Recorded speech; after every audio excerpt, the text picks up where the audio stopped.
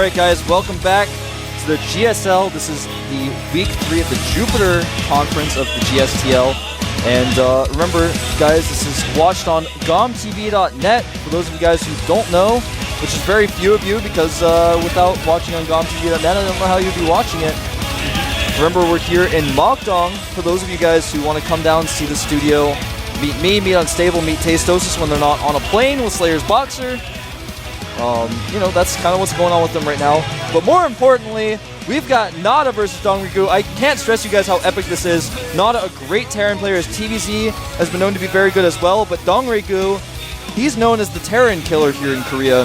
He kills Terrans, man. Of course, he did pull it home for MVP in their first match against Slayers, against a lot of Terrans there as well. I think it was Ganji and MMA, off the top of my head. I think I'm right there.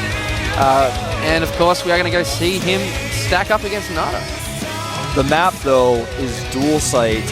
I am actually perplexed at his map choice. I don't know why you would pick a map like dual site in this matchup. I'm sure he's got something specific planned. Maybe he wants to get it out of the way, because remember, if he wins this, he still has a lot more games he's got to win. Yep. So we'll see, though. I mean, I guess it's a good choice because he's got to get it over with. He's gonna have to use it. If he uses it, he might as well use it in his first one. All right, let's jump into it. Will Dongrigu save his team, or will Nada close out the series? Let's find out here at the GSTL.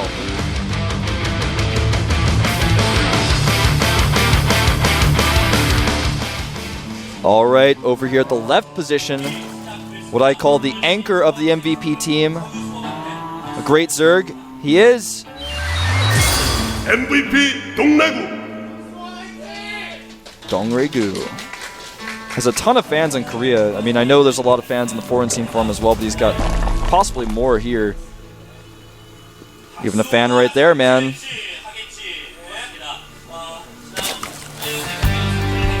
He says, I'm hoping that Dongrigu will get those last 3 points. Now over here on the right side of the map, a member of the team OGSTL, he is OGSTL Nada.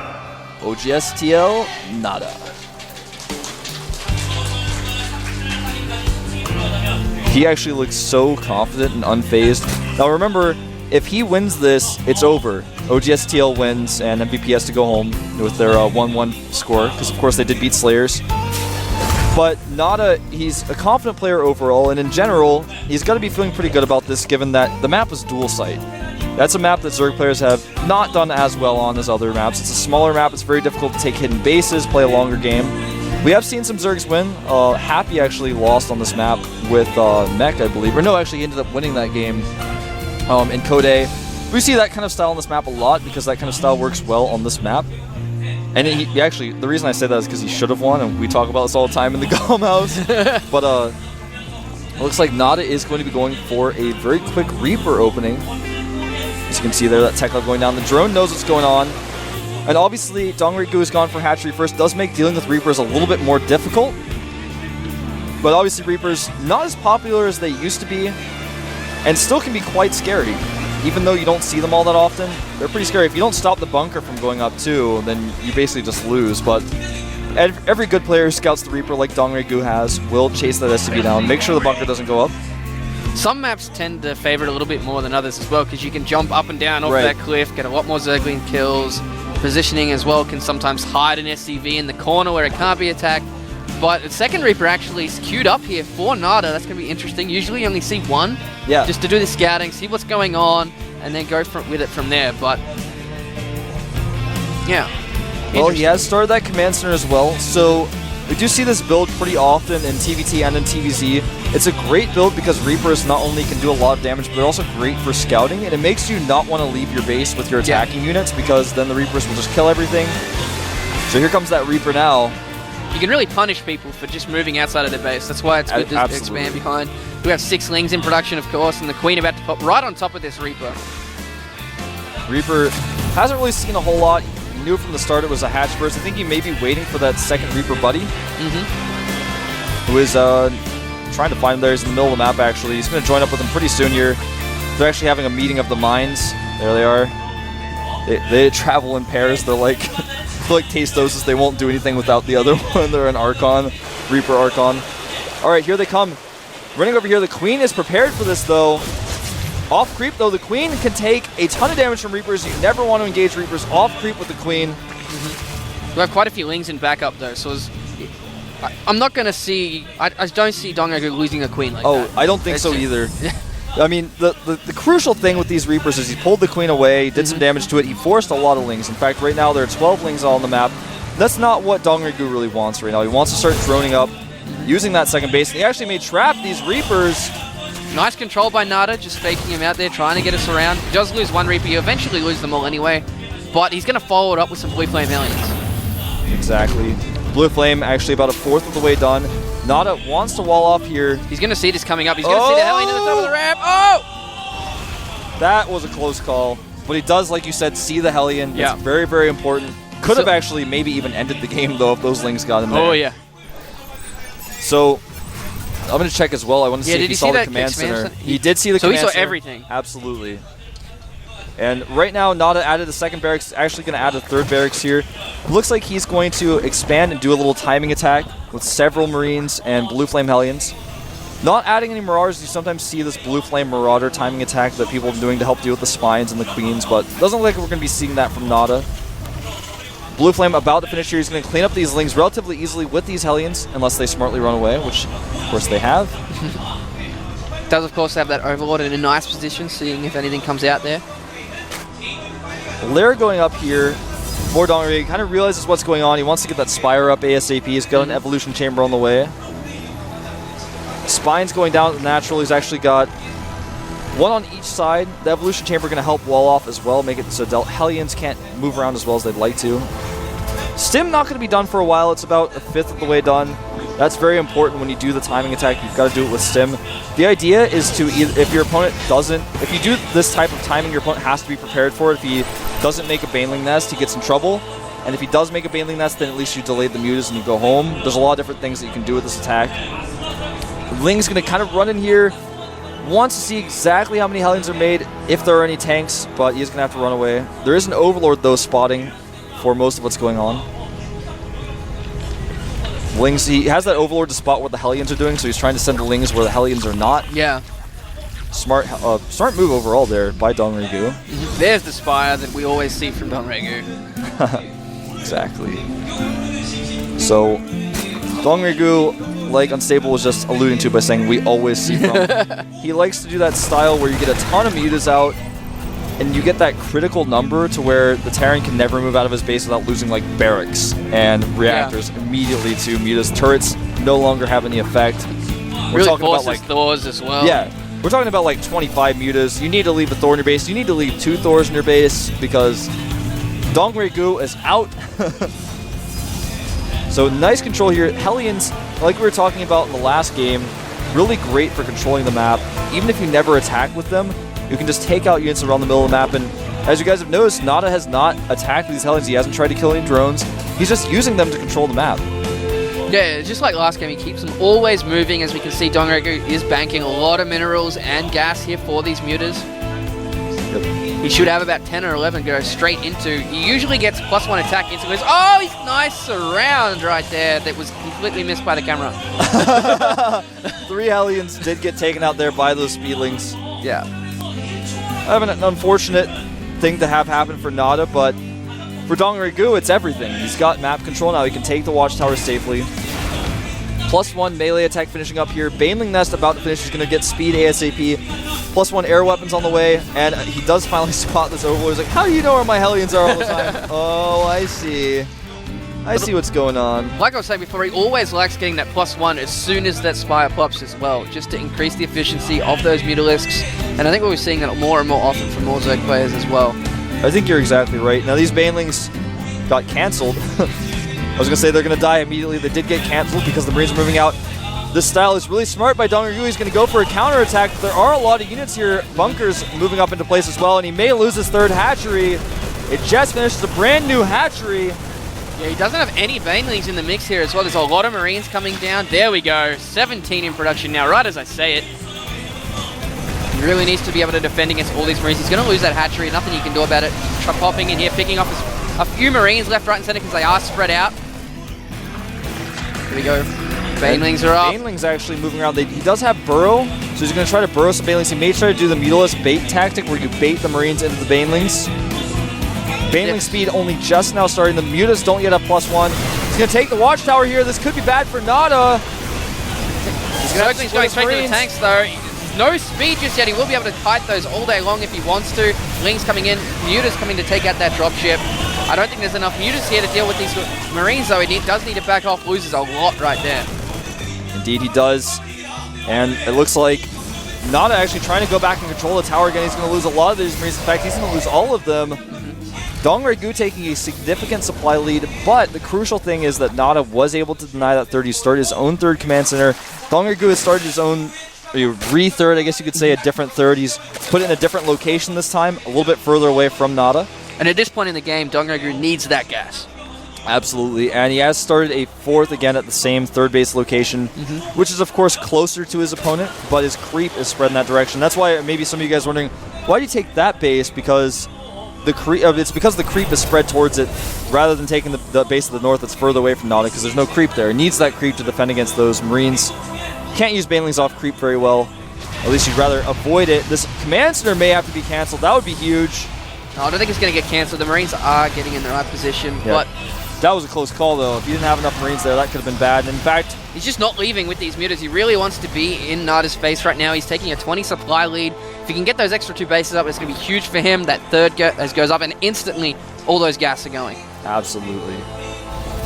2 gases have already been taken, like you're saying, on that third. The fourth, finishing up here, he's going to be taking those gases as well. He's got +2 melee attacks. He wants to either get a hive. He needs to get that infestation pit either way, or get infestors at this point. Doesn't want to just stick with just purely speedling Muta Baneling for the entire game. Marine does come over here to try to scout for this. Oh, he is going to see that creep. Yeah, he sees everything now. But again, can Nada really deal with this very well? Not exactly. It's pretty far away. And the Mutas count's getting pretty intense. He's got 16 Mutas out. Right now, Dongregu realizes his opponent is out in the middle of the map. He's going to do a counterattack here again. There's a lot of Lings, but no Banelings. Those bunkers are going to do a lot of damage. The SCV is coming into as well, repairing the second bunker as best it can. Lots going down, but Nada actually turned around to come defend his base. Did keep that command center alive. Cleaned up all the Lings, but the Mutalists are still alive. That's the most prudent thing here. Yeah. And if you guys will notice on the map, there are all these little orange dots. Those aren't burrowed Banelings, those are burrowed Zerglings. He's able to see everything that his opponent is doing with those Lings. That's how he's always able to counterattack. He doesn't have Overlords around, that's too much of a liability. Having those burrowed Lings everywhere, though, is a great move. And yet again, right as Nada moves out, in comes Dongregu, just always coming in at the wrong time here for Nada, getting a lot of drop chips here as well. Just not letting Nada breathe. Exactly. That second bunker is going to finish up here. It's going to help out significantly for Nada. Nada has caught up in supply significantly as well. He's only 10 supply down. The problem is, though, that it's 4 bases against just 2. He's trying to take that third base. There's a Zerling spot for that. He needs to kill a base, essentially, pretty soon. It looks like he's going to do exactly that, or at least try to. His Marines do have +1 attack. They're about to have armor. He's going to have 1-1. His tanks do not have any upgrades, though, and the +2 about to finish here for these Zerlings is going to be very helpful. On the upside to this for Dongregu, he doesn't really need that base right now. He still has the third up at the 9 o'clock. He's just biding his time. Looks like he's just going to wait for Nada to move, but no, he's going to go for it. Bringing in these Mutas, picking off the spread out Marines. Nice choice by Dongregu. He's trying to force the Marines into the 1 clump so he can roll in with his Banelings. Exactly, and the Mutas just continuing to pick off these Marines, and with +1-1 upgrades on those Mutas, and with here we enough go. Zerglings, he may just Everything go. coming through. The Banelings are going to go to it. Some nice target fired on all those tanks for the Lings and Mutas.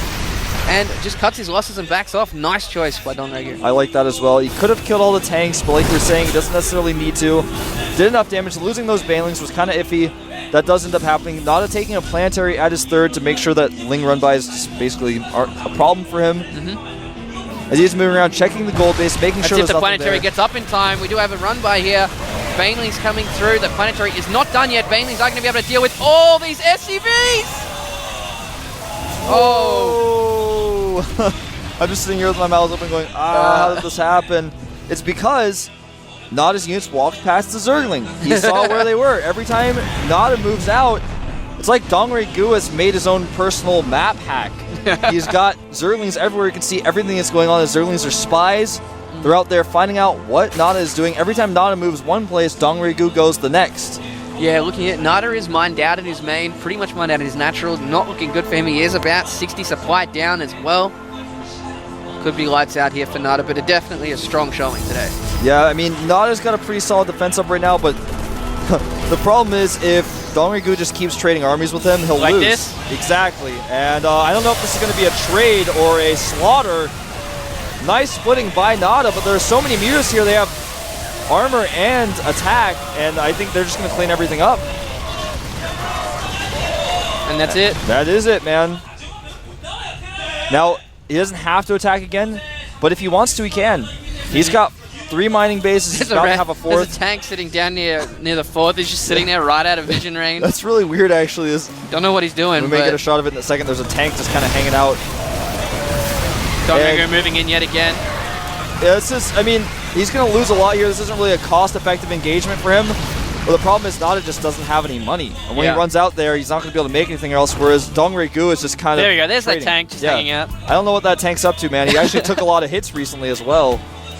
Still over there. He's got 13 kills. He's a veteran tank. Oh, there we go. It's like, that was kind of annoying. Could you stop staring at my hatchery? That's private. So, Dongrigu up 90 supply. Greater Spire on the way. Taking another hatchery up at the top left. A lot of Banelings coming out. Carapace being researched. He's going to have 2-1 upgrades here pretty soon. Remember his Mutas and the Broodlords as well will have 1-1. And again, he's going to engage in trade here. But is it a trade or is it a slaughter? This time, no amount of Marine splitting is going to get him out of this one. Mules being dropped. GG. Maybe a road to recovery for MVP. If anyone can do it, it's Dongrigu. You and I are thinking the same thing, man. We're on the same wavelength. I'm going to talk to you like we're servers. Dude, we're like on the same wavelength, bro. Everyone keeps forgetting about that fire as they come out and they walk too close, and it's just like, oh. Well, when you're on that adrenaline high, you just walk out of your booth and fire jumps up. It's a little nerve-wracking. There you go, giving away some more shirts. Ooh. Just gonna get this one. Oh, look at that. That's the lucky fan of the audience there. I think that's actually, if I remember correctly, I think that's actually the person who got the OGS flag. Good day for him. Yeah, I mean, you get the OGS flag, but now he's like, oh, I have some conflicting interests here. I've got the OGS flag, but I've got an MVP shirt. You guys have probably heard my story about getting the MVP shirt from from Genius after Genius killed Boxer, and then Slayer's Jessica came out to give me a Slayer shirt, and I was like, this is a little weird for me. Dongrigu looks happy, and all that matters really for MVP right now is obviously they want to win, but Dongrigu has won a game, and he feels happy, and going into the next game, he's going to feel confident. Win or lose, it's good for the team that he won that game. It is. Another positive, I know it doesn't look that great for OGS, considering they just lost the game, but the positive is they do still have 2 more players they can send out to specifically snipe Dongrigu. Yeah. If they'd thought about that beforehand, which of course they would have something up their sleeve, and it's not all bad news. Yeah. At the same time, it's very dangerous here for MVP because a lot of the times the snipers come out, they have their best matchup. A lot of the times you only see ZVT coming in from Dongrigu. It's a very nerve-wracking situation for them to see who comes out next. You know, I think it's going to be, despite Dongrigu being the Terran killer, I think we're going to see Supernova. Supernova has shown some great TVZs in the past. Yep. He does a style that's very similar to SC Foyu's, where he can bunker you. He's really good at bunkering you, and he's got this style to where it's not like what we saw from Nada where it's 11-11. It's the kind of bunker style where you go forward with the bunkers, and then you don't necessarily make them, and it's very aggressive, and you can do a lot of damage. I think we may see Supernova on ZeNEX Caverns. I think that's definitely a possibility, and the map looks like it's going to actually be Crossfire. And I was going to say, if we don't see Crossfire, though, I think it'll be ZeNEX. Crossfire map the Zergs kind of struggle with right now, though. Yeah. Kind of equally against both Protoss and Terran at the same time, though, simply because of those chokes. Blink Stalker's very effective here as well. And there was a quick shot of OGS then for a second. The thing about Crossfire that's bad for Zerg is that there are these choke points and ramps that make melee units, which are basically the core of the Zerg army, rendered helpless. They cannot attack. And who's it going to be? Let's find out. I think we're going to see Supernova, but who will we see? Who's it going to be? He's going to stand up. Oh, is that Hero? Oh, I think it's Hero. I couldn't really see his face, but I'm pretty sure it is. I can tell by his hairstyle, man. I know all the OGS hairstyles. And look at me, Hero. It is Hero. It is. Hero took out Dongri-gu in the Code A qualifiers. If you guys don't remember that, now you remember. Hero is the maestro of PvZ, man. He just controls his units, and I actually am he doesn't use units, he just uses Phoenixes. Exactly. I actually completely forgot about this guy being on OGS just because I hadn't seen him in a while, and I got really pumped up when he qualified and he didn't do as well as I expected, and I was like, oh, maybe, you know, I was wrong about him being good, but this guy, his PvZ is excellent, and now that I think about it, if I had remembered that he was on the roster, if he hadn't like hid himself behind his lovely hair over there on the bench, I would have said, it's got to be him. He does have that mental edge, but something you have to take into consideration is during those Code A qualifiers, Dongri-gu had already gone through 3 sets, so that's about six matches in total because he did 2-0 all of them. And one of those games was a 50-plus minute long game, and then he had all of 4 or 5 minutes break, and then he was straight into the games with Hero. Yeah. Whereas Hero actually had a lot longer time to prepare. Yeah. Because he was waiting for that 50-minute game to end. Yeah. So Hero's just kind of sitting there, chilling out, drinking some Picari Sweat over there, and then, you know, his opponent's like doing all this crazy stuff, macroing like a boss, and then gets dumped right into Hero's game. And it was at the end of the day, too. I mean, you're getting kind of tired. You've been there all day with your team. Yep. I mean, MVP actually had like 20 players try to qualify, so he was, you know, pretty much every player on the roster who who wasn't already there was trying to qualify. It's the same for all the other teams as well, because if you're on a pro team here, you're usually in Grandmasters or very, very high up. And the way the qualifiers work is it's 172, I believe, and the top ranked people get in. So the higher ranked you are, the more chances. It kind of makes sense that all the pro team players will get in. Yeah. So we saw earlier, Nada versus Keen was kind of a revenge scenario. This one, very similar. It's interesting that they send out Hero because that creates the revenge scenario rather than sending out Keen, which, you know, is like, oh, I'm going to get revenge on you. It's like, it's kind of a move that I like because Hero, obviously, his PvZ is really good. Yep. But you send out the guy that Dongri-gu is going to sit there and go, oh, man, this guy crushed me. You know, I mean, I've played him on the ladder or whatever, but in an important situation last time, he crushed me. Yeah. So we'll see how this happens. I'm actually like so excited because I love Hero, and it just this game is the score rather is getting closer. Dongri-gu's getting more, as Dongri-gu's stress level goes up, my excitement level goes up. Well, you and me had the great pleasure of actually watching that game at the Code A qualifiers. Oh, yeah. Live as well. I think I was standing behind Dongri-gu. And yeah, I was behind Hero actually. Yeah, so and we'll see how it you're a goes. Zerg player and Protoss player. I was watching that. It was actually streamed as well on CSN. Dongri-gu's was, I believe. So Dongri-gu's point of view. But Crossfire. Yeah, Crossfire. Phoenixes can be quite good on this map. The thing that works well on this map for Zergs and ZVP is mutas. Yep. And if your opponent goes Phoenixes right off the bat, it makes you very reluctant to use mutas. It makes you want to go more roach heavy. And that'll take him out of his comfort zone as well. Exactly. Just as his staple of a player, Dongri-gu loves his mutas. He likes using that play. And I am yet to see someone who has better Phoenix control than Hero. He's probably going to prove me wrong by doing something weird and just make me look like an idiot, but yeah, in all seriousness, we've actually watched Hero play so many games. Yeah. And almost every game, every matchup, not PvP though. Although I wouldn't put it past him to go Phoenixes in PvP. He's shown the best Phoenix control, the best multitasking. He macros, but his Phoenixes are always around the map doing anything. He doesn't do that Phoenix build where he like kills a few drones and leaves his Phoenixes there.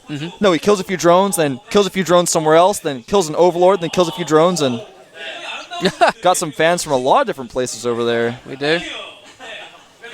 In the audience. So I was going on my rant there about the Phoenixes. I didn't even see exactly where every one of them was from, but that's right. Man, this is going to be intense. Expect Phoenixes, expect mutas, expect an intense game. Dongri-gu is playing on Crossfire against someone who crushed him last time we met him. He's the last hope for his team. If he loses this, it's over. He's got to be feeling a tremendous amount of pressure, not to mention that he just played a game that was, you know, not an easy game. It was a longer, you know, it got to the mid to the late game. He was ahead, but still, it was pretty stressful. Yeah, at the same time, I always prefer these matches to go 4-3, but that's just personal preference. Right. I mean, any spectator does, but I'm sitting here, man, just in shock still at how awesome this is. I'm really glad I have the privilege of casting the team league here. For those of you guys who weren't aware, Tastosis is flying right now on a plane with Slayer's Boxer to the NASL, and the Korean commentators, I think, weren't exactly sure about the map because they're like, it popped up and I heard them all go, "Oh, seriously?" And they are just as aware as Unstable and I is. The map's pretty hard for Zerg. The map is loading up here. Will Hero close it out, or will Dongrigu bring his team up to tied score? This is very tense. Dongrigu, remember, lost to this guy in the Code qualifiers. Can he get revenge here at the GSTL? Let's find out. I am Wolf. With me is Unstable. This is GSTL Jupiter Week 3.